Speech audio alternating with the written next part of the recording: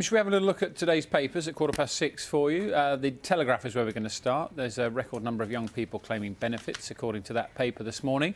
They say the number of under-25s on universal credit almost doubled during lockdown. Online, the Herald in Scotland says the reintroduction of lockdown restrictions in Glasgow has been met with a mixed response. Some residents saying they're confused by some of the rules banning different households from meeting. Let's show you The Guardian. They're claiming the government was warned about serious flaws in the algorithm that they used to grade this year's A-level results 2 weeks before they were published, those results. Criticism of the system led to that U-turn, which gave students their centre-assessed grades instead. And the Daily Mail says getting children back to school is a step back to normality, but they've got a contrasting picture. The picture of a quiet Paddington station in London, they say, suggests many workers are still staying away from the office. Some interesting stories on the back pages today. I know Kat's going to be talking about Andy Murray. Yes. Remarkable. 2 sets down, match point down, and he comes back and wins. And everybody's losing that headline, including his mum. Hip, hip, hooray. Yeah. I mean, because it is, you know, a remarkable recovery, isn't it, from his hip? Yeah, I mean, he was always worried, wasn't he, about whether he could come back and play at the top level. So I think that's a huge boost to him and everybody who supports him. Well done. Should we look at some of the inside pages? This is from, I think it's from the Telegraph, isn't it? Carol was talking yesterday, wasn't she, about the storm names, because every 1st of September they say what the storm names are going to be.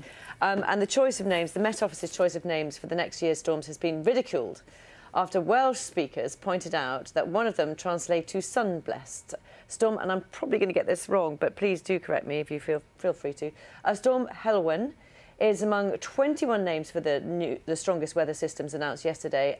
It's a well-known name for girls in Wales, but the literal meaning is sun-blessed or sunshine, which had prompted apparently widespread amusement over its selection. Oops. Also a bit of sport. Stephen Hendry's coming back to snooker. Did you see that yesterday? 7-time world champion. He's been retired for 8 years. He's had a little knock around the World Series and convinced him that he's going to come back. Wow. So he's got a 2-year exemption. And this is I enjoy this story. How's your broadband speed? How's your broadband speed? Depends who's using it. Okay. And what they're using it for. Well, did you know that the UK is 47th on the list of broadband speeds around the world? Not brilliant, is it? Which averages at 37.8 megabits per second. Top of the list, Liechtenstein, 229 megabits per second. Jersey, does that mean that 10 of you can watch a movie at the same time in the same house? Yes, you can't do that in your place. Liechtenstein, Jersey, Andorra, Gibraltar and Luxembourg are the top 5. And apparently we are way behind some Finnish-owned islands in the middle of the Baltic Sea. They're 6 times quicker than us. Apparently the issue is that we didn't install the right sort of cables at the right time.